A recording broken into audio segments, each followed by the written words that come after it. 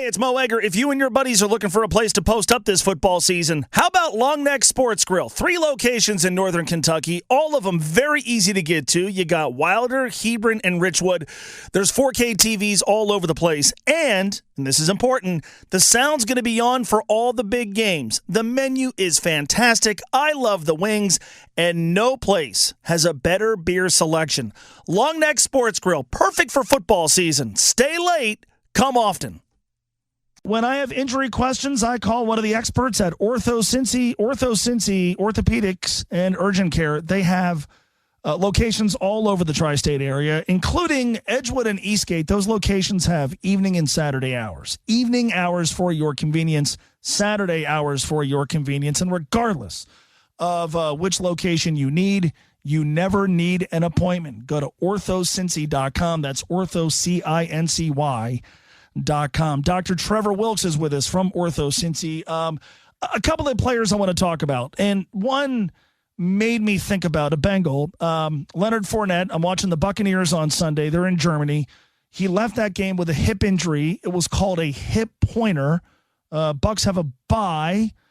They say he's going to be good to go for next week. First of all, what's a hip pointer, and how does what he is dealing with differ from what Jamar Chase has been dealing with? Yeah, thanks, Mo. Hip injury is really on the mind of all of us in Cincinnati with Chase, but this is entirely different. So that's a big point here. A hip pointer is actually a really deep bone bruise.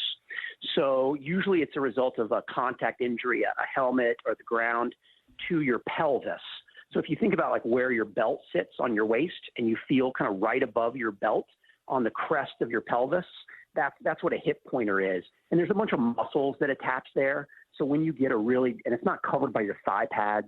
So when you get a direct blow there, it's really painful. The good thing for Fournette and I guess also for the Buccaneers to balance out their passing game is that he should be back. It's a frustrating but not serious injury. What do you think when you hear with Jamar Chase? Because we talked about torn labrum and a fracture, no surgery needed. It just has to heal. We're still waiting on it to heal. They really haven't been, understandably so, I guess, forthcoming with much information. He has been spotted on crutches. As you have watched this play out from your perspective, what things have come to mind? Yeah, certainly, Mo, more concerning because now we're talking about his joint. We're talking about the ball and socket of his hip, and so more concerning. What I've kind of heard is positive news. I think the crutches has been mostly to try to offload the bone and help it heal better, kind of reduce inflammation in the joint. I know he's been sticking around Cincinnati and working hard on his rehab, which is a great sign also. So I'm crossing my fingers for December 5th with the Chiefs, but we'll see. It is certainly a more serious injury than Fournette's, as we're talking about the joint here. Yeah, no, it feels like it. Let's talk about a player the Bengals may or may not see on Sunday. And the last time they saw him, he was kind of a one-man wrecking crew. Minkah Fitzpatrick of the Steelers didn't play this past week. On Saturday, he had an appendectomy. This is a procedure that we talked about in great detail earlier during the summer because Joe Burrow had one. From a doctor's perspective, when he is being evaluated, he's had the procedure. In the grand scheme of things, that is usually a pretty benign procedure, but there could be weight loss. There's residual pain. They've got to clear him to play. When you're clearing him to play, what are you looking for? Yeah, so, while it is a benign and really common procedure, like you said, Mo, they do have to make these little small poke holes into your abdomen to take out that inflamed appendix. And so it really revolves around how much pain, sensitivity, and strength he has in his abdomen. There's not a lot of published data on NFL players. When we look historically, it's typically somewhere in the 2 to 3 week range for players to come back, but the medical team will be looking at his ability to tolerate core exercises, exertion, and really sort of an escalating cascade of challenge in practice to assess. So I would be surprised if he plays Sunday against the Bengals. Probably definitely the next week, but that's what they're looking for.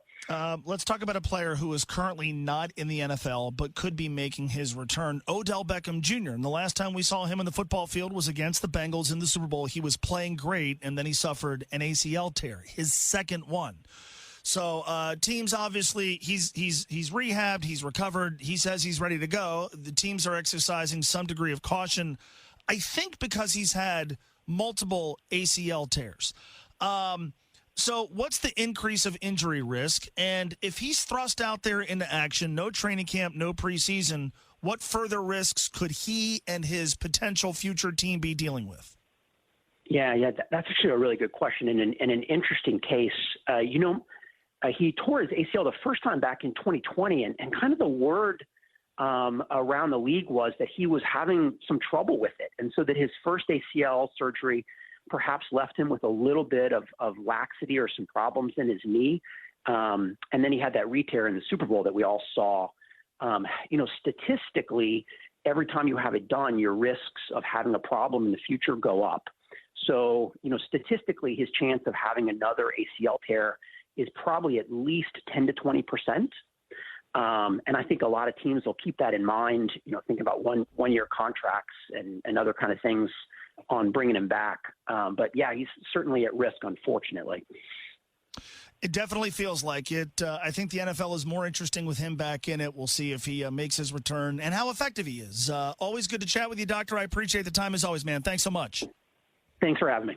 That's Dr. Trevor Wilkes with OrthoCIncy. OrthoCIncy, the Edgewood and Eastgate locations have extended evening and Saturday hours for your convenience. And regardless of which location you go to, and they're all over the tri-state area, you never need an appointment. That's very important. Go to OrthoCIncy.com. It's better than an expensive ER visit, right? OrthoCIncy, that's OrthoCINCY.com. Joe Burrow spoke today. You'll hear from the Bengals quarterback next on ESPN 1530, Cincinnati Sports Station. Hey, it's Mo Egger. The big question this football season, where are you going to watch all the big games? I've got the answer. Long Neck Sports Grill, 3 locations in northern Kentucky, Wilder, Hebron, and Richwood, each of them very easy to get to.